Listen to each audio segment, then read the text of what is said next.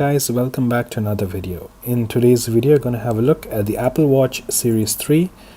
I'm going to give you a brief review of my experience using it and whether you guys should get it in 2018. So let's get started.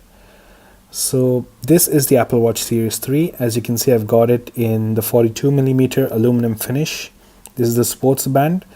Now in terms of the durability and overall feel of the band, it's really high quality. It feels really great.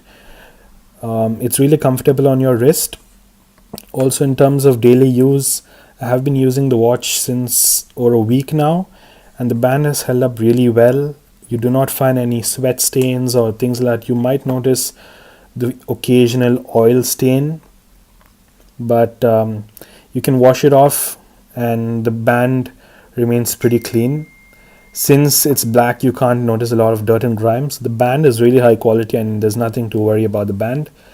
Now coming to the Apple Watch itself, I mean, it is an Apple product, so you do expect the best fit and finish of the device. In terms of the design, there hasn't been much change from the last generation.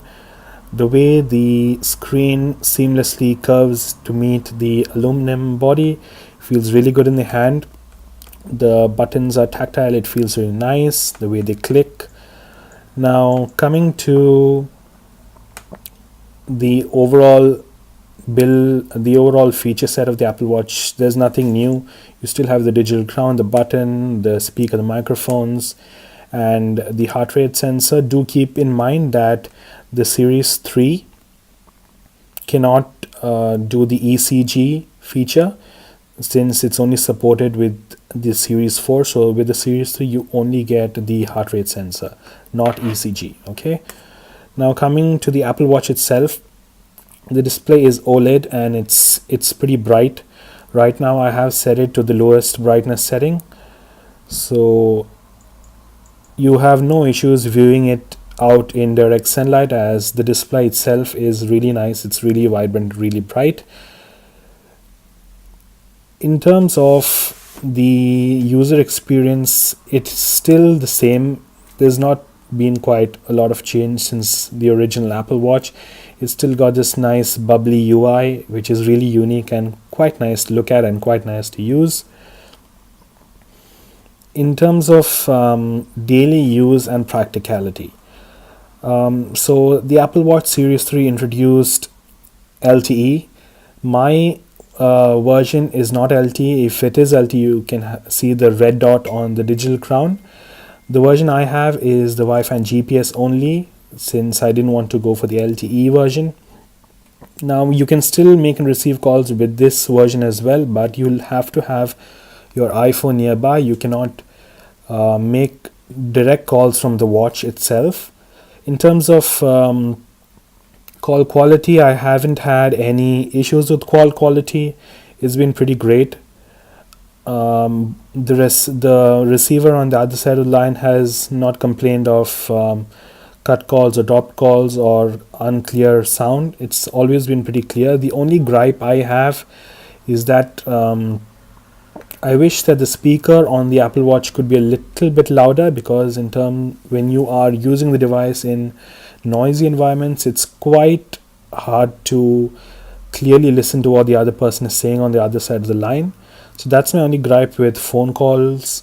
The quality is great and it's pretty reliable. You do not have a lot of drop calls with when you use the watch to make a phone call. Now, other than making phone calls, watchOS 5 did introduce the News and the Stocks app. In practical daily usage, I don't quite use the News app on the watch. I use it on the phone a lot, because as you can see, it just gives you around 4 articles. And if you would like to read any of the articles, you cannot do anything, as it just gives you a brief headline. If you'd like to get into the article, you'll have to use the phone. So in my opinion, that's not quite intuitive. That's not quite usable on the Apple Watch. The Stocks app works pretty well. You do get a lot of information. You can click in and go into menus. You get charts and things like that. So the Stocks app is pretty good for those of you who are looking at stocks. Now coming to navigation, I really found the Apple Watch really helpful when it comes to navigation. It's been pretty great actually in terms of navigation. Especially I use it a lot while walking. So it gives you a peace of mind, because when you use the Apple Watch for navigation, you can keep the iPhone in your pocket and the watch will take care of the navigation for you. It will give you a slight tap. You'll get a slight haptic feedback on your wrist when you'll have to take a turn or things like that. So you don't have to keep constantly staring at the phone. It's really nice and intuitive, and I really enjoyed using navigation on the Apple Watch. Now, the Apple Watch Series 3 also introduced Hey Siri. So Siri does work really well, and she is pretty responsive all the time. As you can see, my iPhone just started up with the phrase. So overall, Siri is pretty quick. She's quick in responsiveness. She's quick in hearing what you have to say. That's pretty nice on the Apple Watch. Now, the Apple Watch with WatchOS 5 also got the music app, but you will need to have the AirPods in order to listen to music while you're on the run. Other than that, there's not quite a lot to say. I mean, I mainly use the Apple Watch for notifications and fitness. It's pretty great at notifications, but you mostly get to use it for notifications for quick replies. Basically, it's not so intuitive. It's not so easy to type long replies. You do have the option to speak those long replies, but if you're in a noisy environment or when you're walking, it's not really the best option. So I mostly use it for these quick replies in terms of mail and messages. Also, because the display is so small, you can't quite look at a lot of stuff on the display, and I highly do not recommend you read those important emails on this little guy. Now, coming to fitness and activity, I mean, the Apple Watch was built from the ground up mainly for fitness and activity. The Apple Watch Series 3 just takes it to the next level. It's got a whole range of fitness and activity workouts, and the biggest change is that Series 3 is waterproof, so you can go for a pool swim or open water swim and you don't have to worry of water damaging the device, since it's waterproof, so you don't have to worry about that. Now, in terms of activity, I mean, it's a really great motivator to close those rings.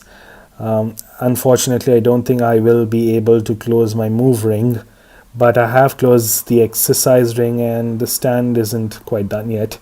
But in terms of getting you out there to do your activity and exercise, it's pretty nice. It gives you those rewards.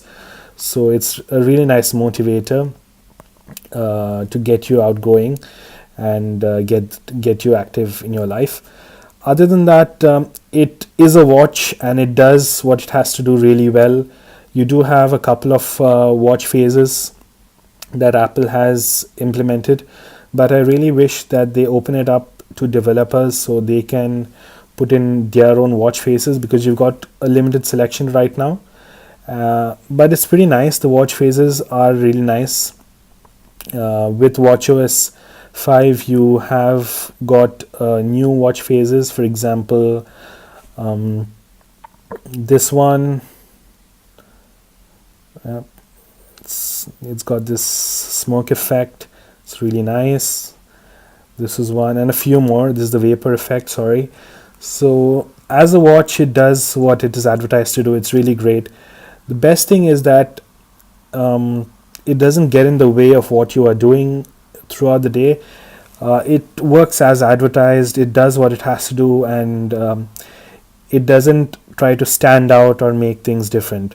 Now, in terms of whether you guys should get it, in my opinion, if you are already in the Apple ecosystem, go for the Apple Watch. It's a really great device, because one thing you need to know is that if you need to set up the Apple Watch, you will need an iPhone, and you cannot set it up with an iPad, so you'll need to have an iPhone if you need to use or even set up the Apple Watch.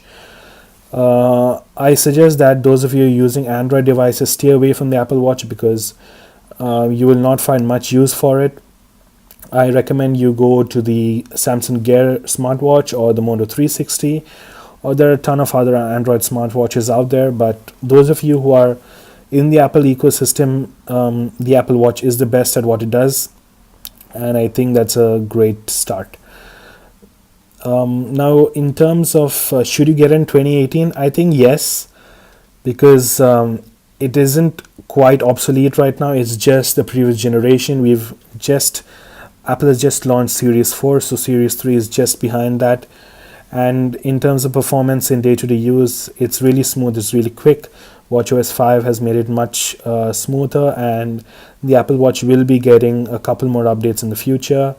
So yeah, it's still pretty worth in 2018, and it's a go for getting the Apple Watch Series 3 in 2018. I only suggest and ask you guys to try to get the Apple Watch in the used market, because if you go to Apple, you will be paying the entire full retail price, and I don't quite think that the Series 3, especially if you guys are looking for the LTE one, you'll have to pay quite the price if you're going to the Apple store.